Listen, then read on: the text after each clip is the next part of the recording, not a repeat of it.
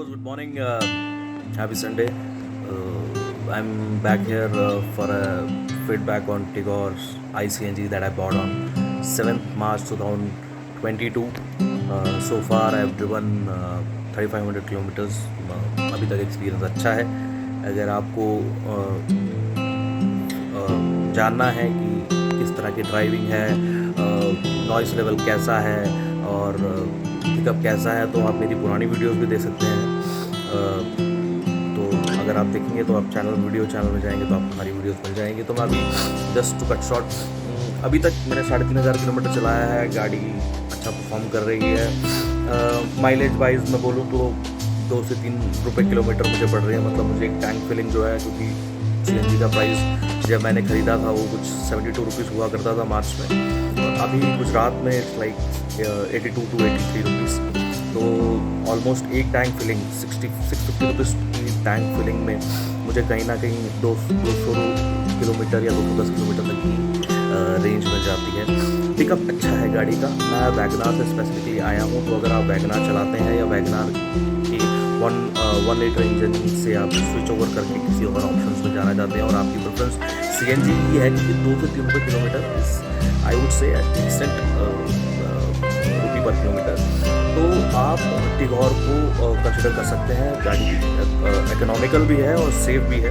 मैं काफ़ी confident feel करता हूँ क्योंकि GNCAP की जो रेटिंग है, GNCAP ग्लोबल NCAP है, अगर नहीं पता है तो आप गूगल में जाकर सर्च कर सकते हैं. उनकी एक लिस्ट है जिसमें 5 स्टार रेटेड कार्स में आपकी पंच है, टाटा की, उसके बाद नेक्सन है, उसके बाद आपकी टिगोर है, टियागो है, और ऑलमोस्ट टाटा की सारी जो गाड़ियाँ हैं वो सेफ करार करी गई हैं on all the testing parameters by global NCAP. और भी गाड़ियाँ हैं उसमें, महिंद्रा की गाड़ियाँ हैं. तो आप, अगर आपकी सेफ्टी प्रायोरिटी है, कि मेरी है, तो अगर आपकी भी सेफ्टी प्रायोरिटी है तो ज़रूर उस लिस्ट को चेक करें और गाड़ी लेने से पहले आप सेफ्टी की रेटिंग एक बार आप देखें कि अगर आप सेफ़ हैं तो ही माइलेज निकाल पाएंगे. अगर नहीं है तो फिर गाड़ी का तो क्या फ़ायदा. तो anyway, so far the ride is good. और मैं बोलूँ तो थोड़े, मेरी जो फर्स्ट सर्विस थी वो ऑलमोस्ट फ्री ऑफ कॉस्ट थी, क्योंकि 3 सर्विस तक आपको फ्री मिलती है इसमें. तो 2000 किलोमीटर पे वो आपको कॉल करते हैं फर्स्ट सर्विस के लिए, और उन्होंने मुझे कॉल किया और मैंने करा. एक चीज़ मेरे को जो अच्छी लगी, टाटा पहले से काफ़ी सर्विस, आफ्टर सेल सर्विस इनकी इम्प्रूव हुई है, और मुझे रिस्पॉन्स कहीं ना कहीं, क्योंकि मैं मारुति जैपनीज़ ब्रांड यूज़ करके आया हूँ, तो कहीं ना कहीं वो उसको बेंचमार्क करके अपनी सर्विस को भी इम्प्रूव कर रहे हैं, और मुझे कॉल्स टाइम पे आ रही हैं, मुझसे फीडबैक ली जा रही है. अगर बाई चांस मैं कुछ भी, जैसे मेरे गियर में थोड़ा सा मुझे हार्ड लग रहा था, मेरे बैक साइड लेफ़्ट डोर पे मुझे थोड़ी सी चिक नॉइज़ थोड़ा फील हो रहा था ड्राइव करते वक्त, थोड़ा मेरा वाइब्रेशन मुझे फील हो रहा था डैशबोर्ड में. ये थोड़ी छोटी इश्यूज़ जो थी, जो मुझे फील हो रही थी और मैं महसूस कर रहा था, तो मैंने कस्टमर केयर को कॉल करा, और गुजरात जो डीलर है, पार्थ डीलर, तो अभी तक मुझे अच्छा सपोर्ट मिला है, और आशा करता हूँ मुझे मेरी आगे की राइड भी अच्छी होगी, क्योंकि मैंने वैगनार 1,25,000 किलोमीटर चलाई थी, और वो गाड़ी जैसे तैसे अच्छी चली, और अच्छा मेरा साथ उसने साथ दिया, और रीसेल भी अच्छी मिली मुझे उसकी. तो कहीं ना कहीं मैं वैसे ही फीलिंग मुझे रखता हूँ कि मैं टाटा भी मुझे वैसी फीलिंग दे. हो सकता है मेरी एक्सपेक्टेशन ज़्यादा हो, बट क्यों नहीं, क्योंकि इंडियन ब्रांड है और लोकल फॉर वोकल, तो as prime minister initiated, so हमें भी सपोर्ट करना चाहिए. So I am trying my best. And rest about the queries that I am getting. ये गाड़ी मैंने 9.26 ऑन रोड ली थी, और मैंने 2 गाड़ियाँ ली हैं. एक मैंने अपने लिए, एक मेरी अंकल के लिए ली है. दोनों ने सेम कलर लिया, एरिज़ोना ब्लू, और दोनों ने एक ही टाइम पर बुकिंग करी थी. अक्टूबर प्री लॉन्चिंग में हमने बुकिंग करी थी टाटा ICNG को, और मुझे काफ़ी वेट करना पड़ा, क्योंकि मेरी कलर की चॉइस भी बड़ी यूनिक और ऑड थी. तो गाड़ी की डिलीवरी मुझे मार्च 7 को जाके मिली, बट काफ़ी अच्छा सपोर्ट किया, और क्योंकि गाड़ी इन्होंने काफ़ी रिगरस टेस्टिंग के बाद लॉन्च करी है, तो टाइम लगना लाजमी था, तो कोई इशू नहीं है. बट परफॉर्मेंस अच्छा है गाड़ी का, और उसमें कोई डाउट नहीं है. जिस तरह का प्राइसिंग है, 9.26 भी लोगों को लगता है कि प्राइसिंग ज़्यादा है, बट मैं उन लोगों को बोलता हूँ एक बार आप मारुति के शोरूम में जाके वैगनार का नया रेट पूछें, और ब्रांड i10 नियोस का पूछें, सबका रेट पूछें. सारी गाड़ियों के ऑलमोस्ट 1 से 1.5 लाख रुपये प्राइस बढ़ चुका है. और आज की डेट में अगर आप गाड़ी लेने जाते हैं, तो आपको अगर गाड़ी पूरी 1 पीस में मिल जाए, बड़ी भरी बात है, क्योंकि सेमीकंडक्टर की शॉर्टेज है, सबको पता है.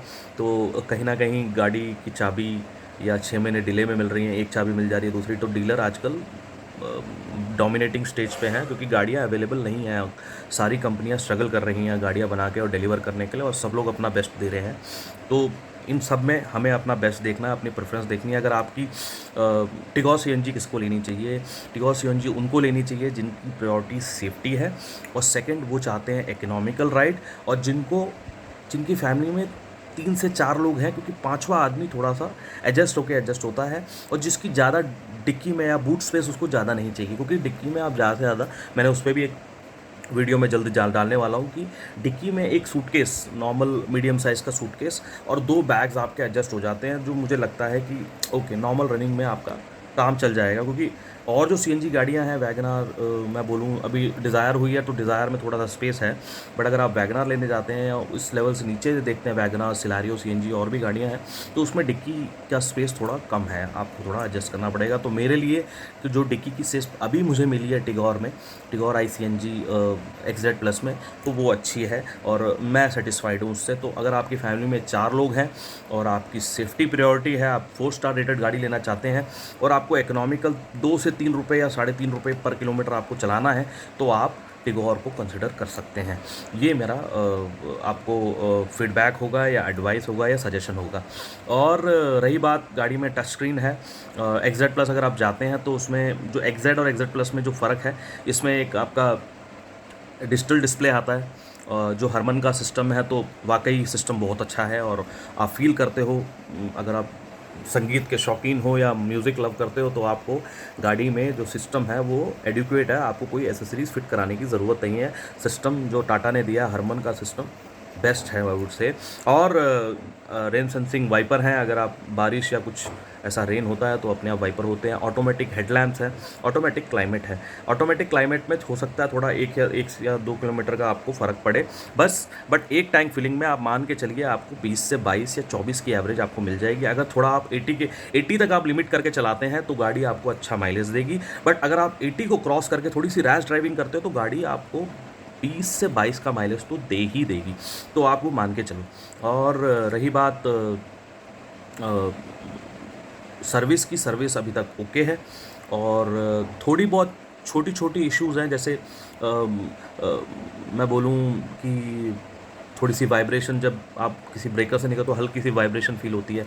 नॉइस लेवल मैंने काफ़ी देखा लोगों को, नॉइस लेवल की बात करते हो, नॉइस लेवल है, बट आप अगर आप साउंड मीटर या डेसिबल मीटर आप यूज़ करते हैं, आप उस ऐप के बारे में जानते हैं, तो आप जिन भी गाड़ियों में ट्रैवल करते हैं उस गाड़ी में बैठ के आप उसको ऑन करके देखिए, तो कहीं ना कहीं 70 to 80 डेसिबल या 60 to 80 के बीच में वो रेंज करता रहता है।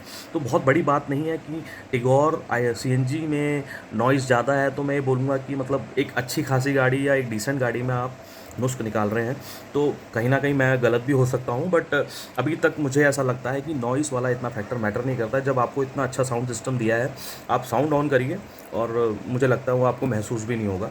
और कहीं ना कहीं टाटा ने एक अच्छा काम किया है, और कहीं ना कहीं उन्होंने जो एक लेगेसी मेंटेन कर रखी है, सरप्राइज़ करने को कस्टमर्स की, वो मेंटेन कर रखा है। और ऐसा नहीं है कि मैं टाटा को ही फेवर करता हूँ, मैं महिंद्रा को भी अप्रिशिएट करता हूँ। उन्होंने जो XUV 700 बनाई है, लाजवाब गाड़ी बनाई है, और उसकी बुकिंग आपको पता है। आप अर्टिगा बहुत अच्छी गाड़ी है आपकी, NCAP रेटिंग भी अच्छी है उनकी, ठीक है, एक डिसेंट रेटिंग है उनकी, अच्छी रेटिंग है। तो उस तरह की गाड़ी मैं बहुत पसंद करता हूँ, और मैं कहीं ना कहीं बिलीव करता हूँ कि आपको माइलेज से ऊपर एक बार सेफ्टी को रखना चाहिए। अगर आपका सेफ्टी चेक हो चुका है, फिर आप उस गाड़ी में आप फीचर्स देखिए। पहले उस गाड़ी में जो कोर है, एक तो इंजन, मेरी गाड़ी में 3 सिलेंडर इंजन है और 72 PS की कहीं ना कहीं पार देती, तो मैं सेटिस्फाइड हूँ कि मेरे को इससे ज़्यादा चाहिए नहीं, अभी ज़रूरत नहीं है। अगर मुझे स्पोर्ट्स कार लेनी है या मेरे को SUV लेनी है, तो मैं एक यूज्ड मार्केट से एक गाड़ी लेके रख लूँगा जिसकी रनिंग मेरी महीने की 1000-2000 किलोमीटर होगी। अगर